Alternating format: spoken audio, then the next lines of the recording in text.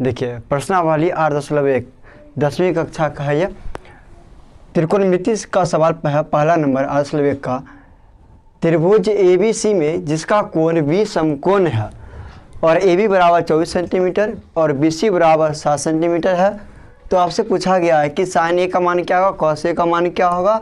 फिर दूसरा क्वेश्चन है साइन C और कॉस C का दोनों का मान पूछा गया। चलिए करना क्या, सबसे पहले समझिए। एक त्रिभुज खींचेंगे सबसे पहले हम। त्रिभुज कुछ इस प्रकार से समकोण रहना चाहिए।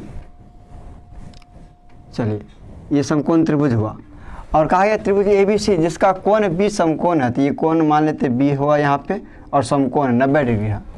B समकोण है 90 डिग्री, ठीक है। और यहाँ देते नाम A B और ये C हो गया, ठीक है। अब यहाँ समझिए कहा कि AB बराबर 24 सेंटीमीटर, तो AB का मान कितना रखिए आप 24 सेंटीमीटर रख दिए।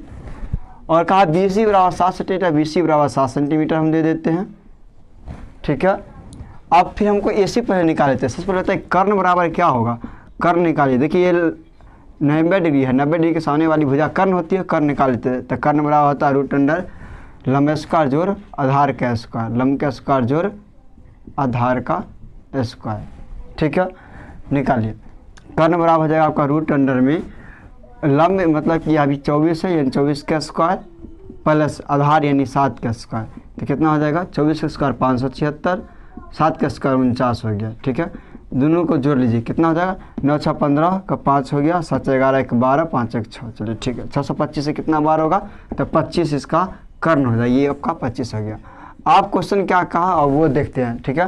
क्वेश्चन में कहा गया है कि साइन ए कहा गया है, तो हम जानते हैं कि थीटा के सामने वाली भुजा क्या होती है, लंब। किसी समकोण त्रिभुज में अगर थीटा यहाँ लेते हैं ना, तो एंगल के सामने वाली भुजा ये लंब कहलाएगा और जो बच गया हुआ आधार। कर्ण कभी नहीं होता बदलाता, कर्ण हमेशा फिक्स रहता है, ये लंब हो जाएगा और ये आधार हो जाएगा, ठीक है। अगर कोई त्रिभुज लेते हैं समकोण त्रिभुज जिसमें अगर थीटा यहाँ पर होगा तो लंब ये हो जाएगा, आधार ये हो जाएगा, कर्ण यही रहेगा हमेशा, ठीक है। वही के अनुसार यहाँ देखिए कहा कि साइन ए कहा गया, तो लिखिए साइन ए। साइन ए, ये साइन थीटा का फॉर्मूला क्या होता है लंब बटे कर्ण। तो साइन अगर ए यहाँ लेते हैं तो ए का मतलब ऊपर में हो गया आपका, तो लंब कौन सा होगा BC का, लंब का काम करेगा। तो लिखेंगे पहले लंब बट्टा कर्ण, तो हमको लिखना पड़ेगा लंब बट्टा कर्ण, ठीक है। लंब बट्टा कर्ण, लंब के जगह क्या लिखेंगे हम BC लिखेंगे और कर्ण के जगह पे हम AC लिखेंगे। फिर लंब के कितना है बताइए, इसी का मान कितना 7 लिखिए 7, फिर बट्टा में AC कितना है 25, तो 7 बटे 25 आपका आंसर हो जाएगा, ठीक है। और वही कहा गया है कि फिर बताइए कॉस A तब क्या होगा, कॉस A, तो कॉस बराबर फॉर्मूला क्या होता है कॉस का आधार बट्टे कर्ण होता है ना, तो आधार बट्टे हम कर्ण लिखेंगे, ठीक है। तो आधार का मान कितना होता है, तो यहाँ पे आधार काम कौन करेगा। देखिए अगर थीटा यहाँ पे ले रहे हैं तो थीटा सामने वाली भुजा अगर ये लंब होगा तो आधार तब बचेगा आपका AB, तो आपका लिखिए AB बट्टा AC आपका कर्ण हो गया। और AB का मान कितना है 24, लिखिए 24 बट्टा 25 कर्ण था ये, ठीक है। और दूसरा नंबर देखिए पहला का था, दूसरा का है कि साइन C।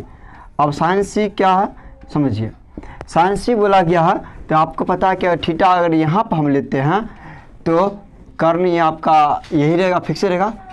तो थीटा के सामने वाली भुजा लंब, तो C अगर यहाँ लेते तो एंगल ये हो गया, तो थीटा AB हो गया, सही लंब AB आधार BC कर्ण AC।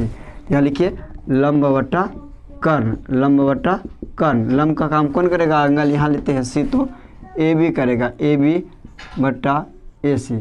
AB का मान कितना है बैठाइए, AB का मान दिख रहा है, AB का मान कितना 24, लिखिए 24 बट्टा 25, ये आपका हो जाएगा, ठीक है। अब देखिए फिर कहा गया है कि कॉस C निकालने के लिए कॉस C, तो कॉस C बराबर हम क्या लिखेंगे आधार बट्टे कर्ण, आधार आपका क्या है BC बट्टा AC लिखेंगे। BC क्या आपका BC है 7 सेंटीमीटर और AC 25, 7 बटे 25 आंसर हो जाएगा।